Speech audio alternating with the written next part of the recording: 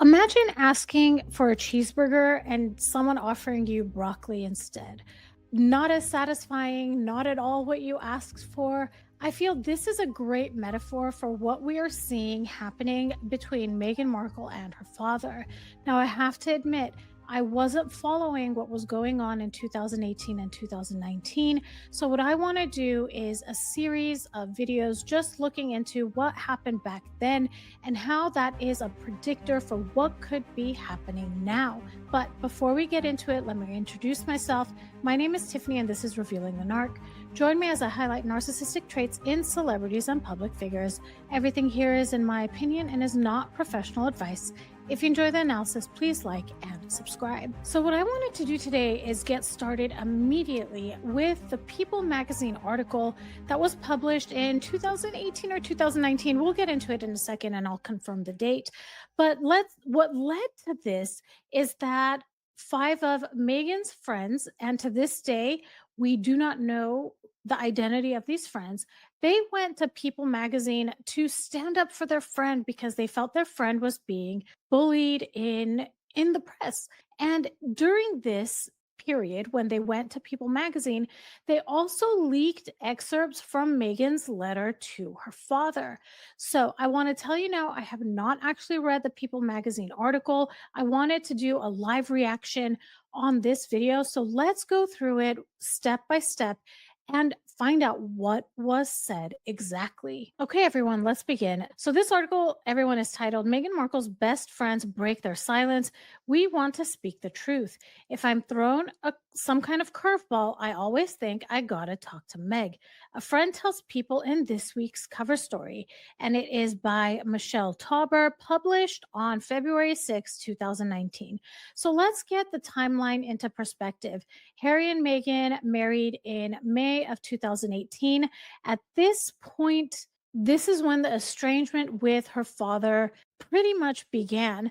February 6, 2019. So this is also a couple of months before Archie was born. So you could say that she, according to the world press, was pregnant at the time that her friends did this. And they're saying, we want to speak the truth. We always hear somehow this like self-righteousness call, the truth. We want to get the truth out there. And a lot of times when we hear from Meghan, specifically, it's not necessarily the truth that we're hearing. The article begins, it says Meghan Markle's close friends are opening up for the first time about the woman they know and love. And believe me, it won't be the last time. They are constantly defending her. And to me, this is just the actions of flying monkeys. And we'll get into what that is at the end of the video because I think it's important. These five friends, I want to say, are behaving like flying monkeys. The article continues. It says, after maintaining their silence for nearly 2 years, five women who form an essential part of Meghan's inner circle have spoken with People to stand up against the global bullying we are seeing and speak the truth about our friend, says a longtime friend and former co-star.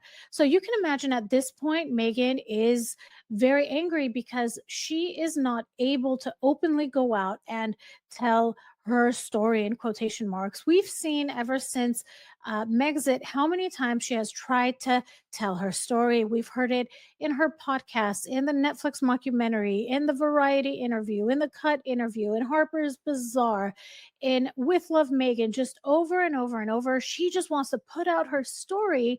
And at some point, you have to realize that telling your story and your perspective and you thinking is the truth does not make you more likable.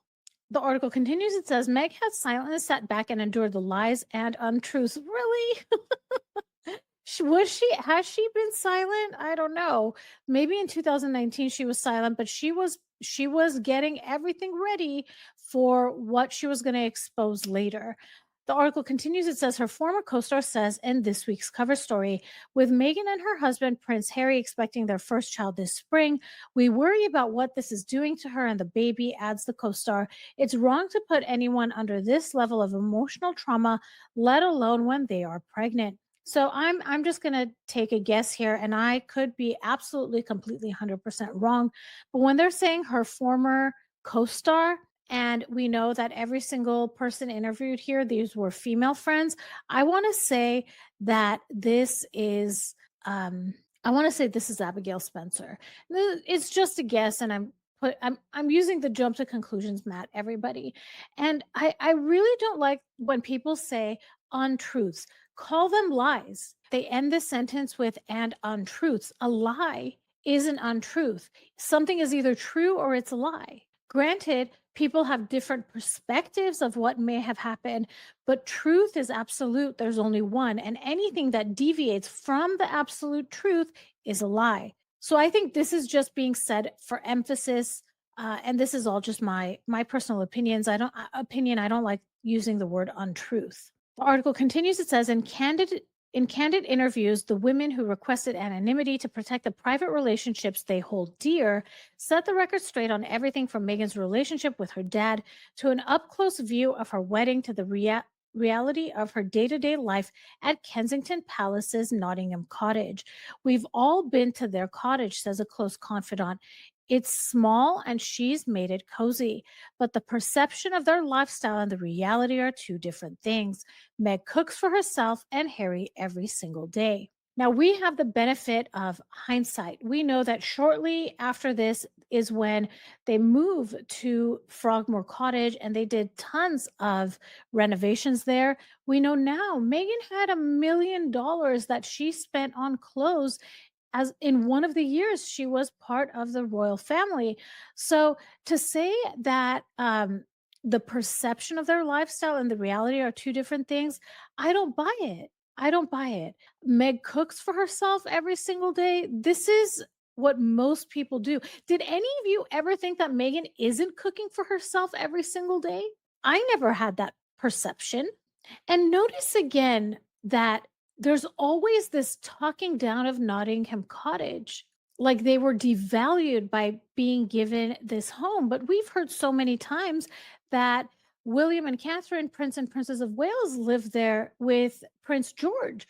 So Meghan's complaints are not centered on reality. 2.5 years after this article comes out is when we hear in the Netflix mockumentary where Harry and Meghan are talking about Oprah coming into their home and saying, "You wouldn't believe it. Nobody would believe it."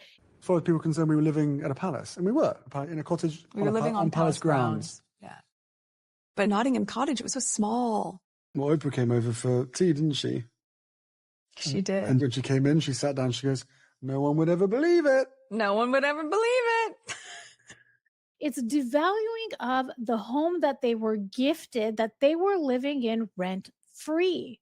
Complete ungratefulness. And I've said this before, nobody walks into someone's home and devalues it unless they feel safe to do so. Harry and Meghan created an atmosphere that Oprah could walk in and talk down about their home. The article continues. It says, a friend from LA recalls visiting the cottage, sharing, "We had a couple of days together recently. Her husband was out of town on work. In the room she made up for me, there was a candle lit by the bed, slippers, and a robe. We were the only two in the house. It was our time. She made the most lovely meals. She made tea every day. It was raining and muddy outside, so the dogs got all dirty, and she's wiping them off with towels.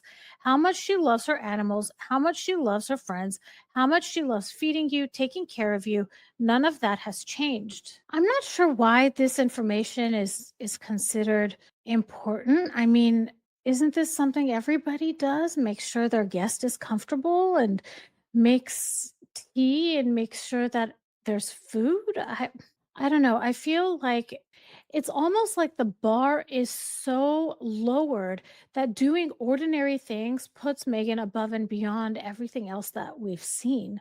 These are ordinary things. The article continues. It says, but since her relationship with Harry became public in 2016, Meghan has been the subject of intense scrutiny, along with various mistruths. Be bold, author of this article. Be bold, Meghan's friends. When you're saying mistruth, you mean it's a lie. So say it's a lie. Among them, Meghan's relationship with her dad, Thomas Markle, and half-sister Samantha. They have been made to appear as siblings who had this falling out, and that's not the truth at all. A longtime friend says of Samantha and Meghan's half-brother, Thomas Jr., who were in their mid to late teens when Meghan was born. They were not part of her life. As for Megan's father, who said he can't reach Megan, he knows how to get in touch with her, adds the longtime friend. He's never called, he's never texted. It's super painful.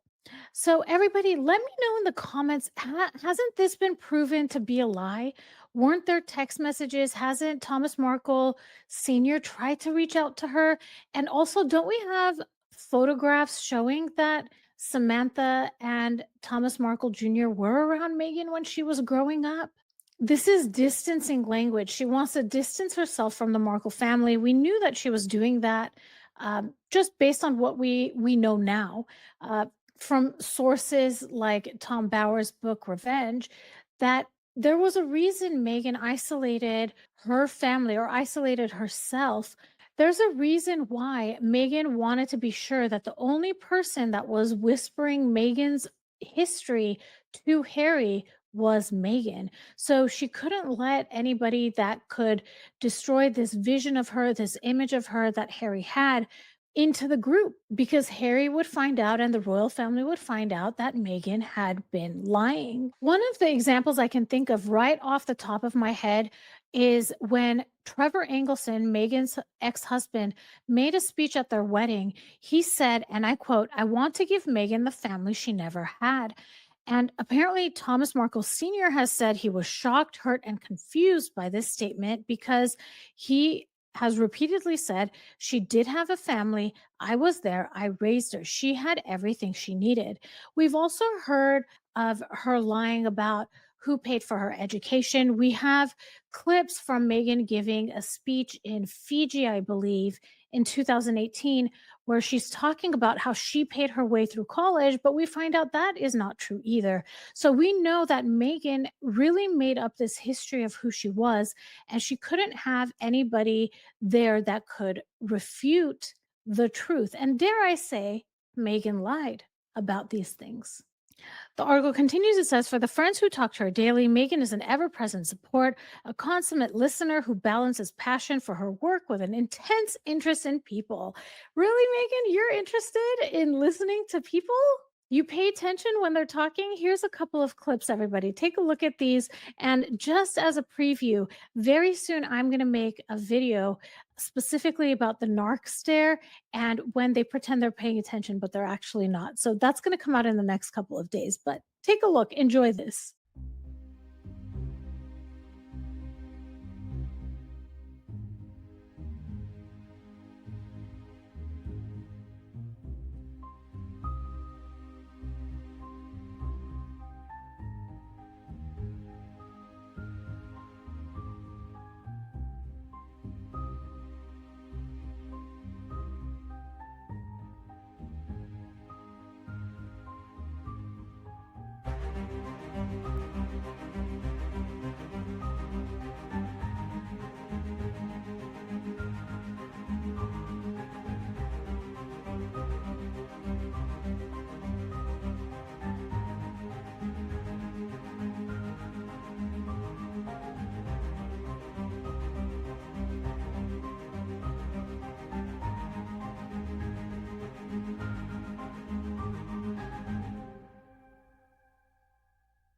All right, let's continue the article. When you see her at walkabouts, when she crouches down to talk to the kids and genuinely has real conversations with people, that's Meg, says the former co star.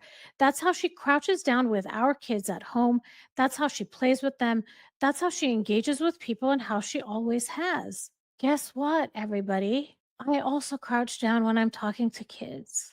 Why? Why does this even need to be stated? So, this crouching down to talk to kids, this is something that's normal.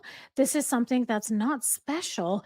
And it's being presented here as proof that Megan is exceptional and she's good. She's trying to create an image that she's special, but by not doing special things. Essentially, she's saying, if I do it, or basically her friends are saying, and believe me, Megan made sure she knew she was apprised of what this article said, in my opinion.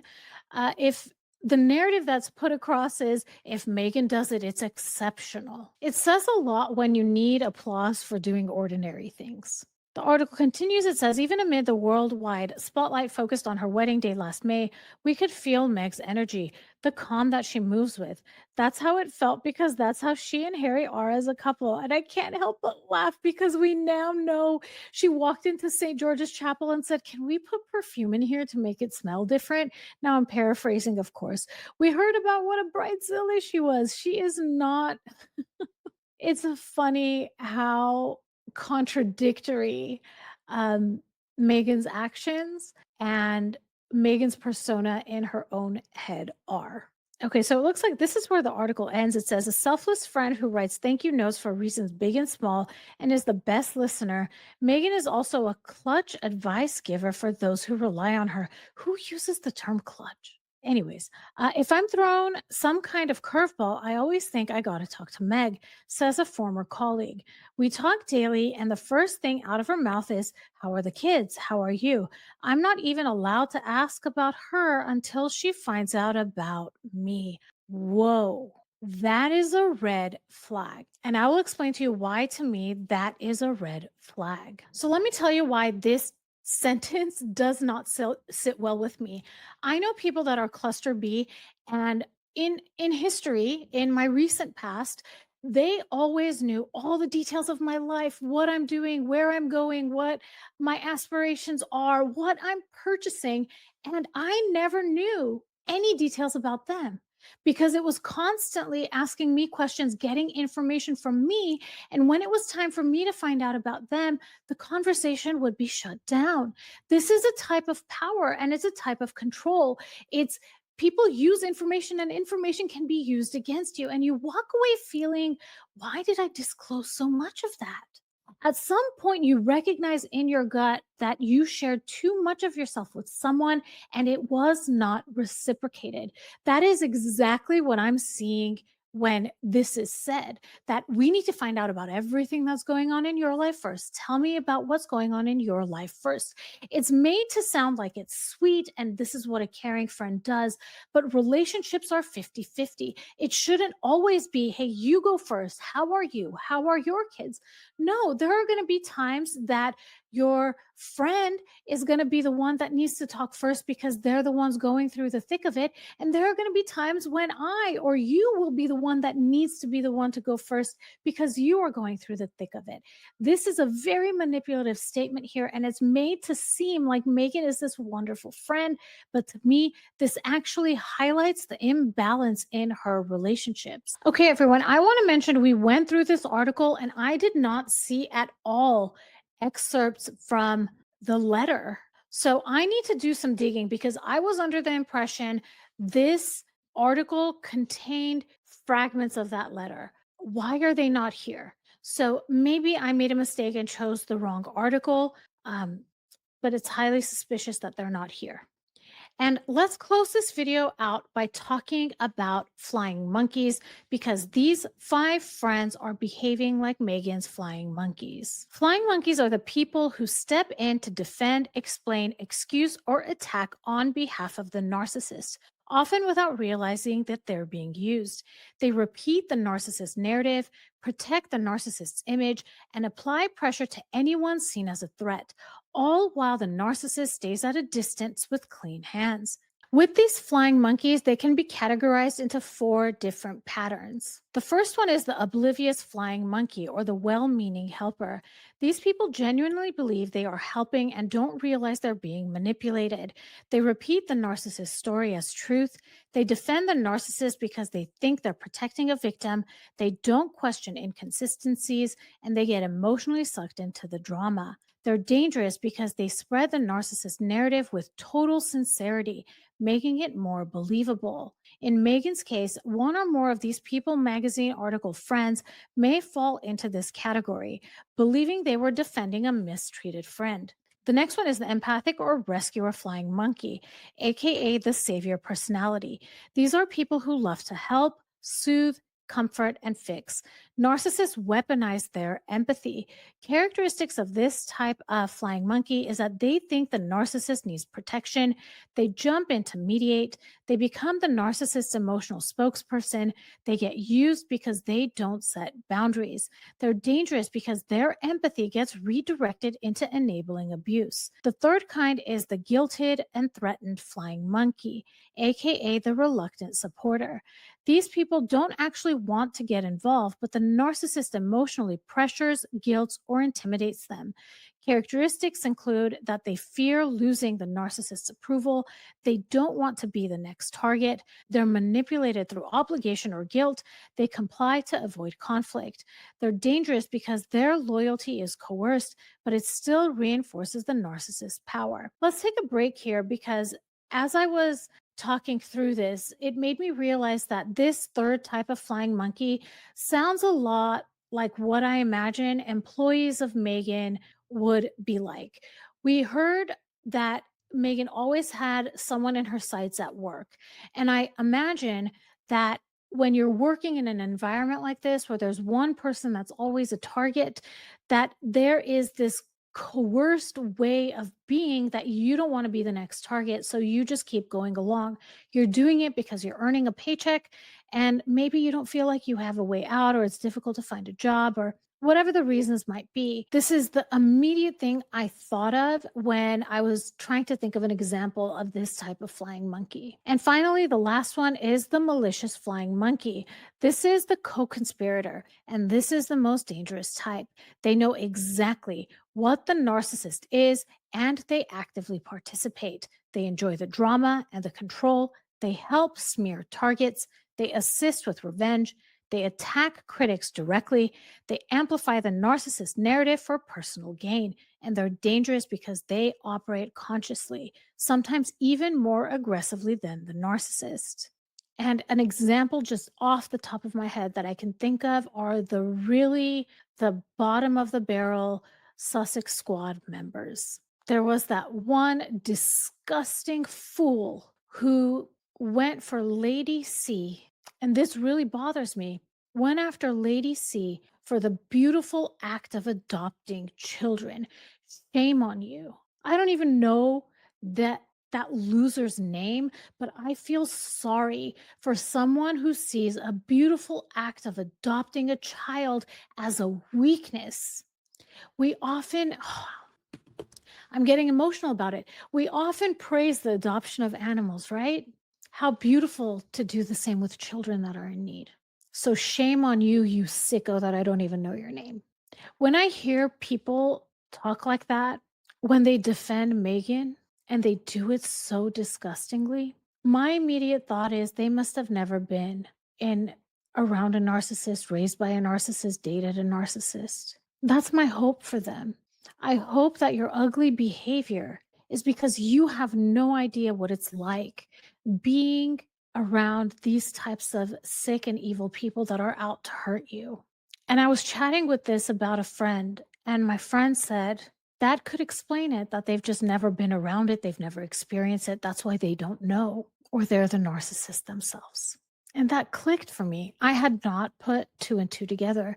They don't recognize the behavior because they do it too. Well, this is where I'm going to close out this video. Let me know what your thoughts are about all of this in the comments. If this was interesting to you, please like and subscribe. I'd like to ask that in lieu of super chats and super stickers, if you would consider donating to the National Domestic Violence Hotline. Their information is on the screen should you need to reach out to them, and a link to donate is in the description of this video. I also recognize that this is an organization that is only in the United States. At the end of this video, I will play a carousel of images for other national domestic violence hotlines in different countries that you can contact should you need help and if you would like to donate to them. I want to thank you for watching, and I'll talk to you soon. Bye, everybody. Hi, everybody. I get so many compliments on things that you see in my video, including the Christmas trees right back here. I've created an Amazon storefront where you can see all of the things that I purchase and use and that I love. There are links to it in the description of this video.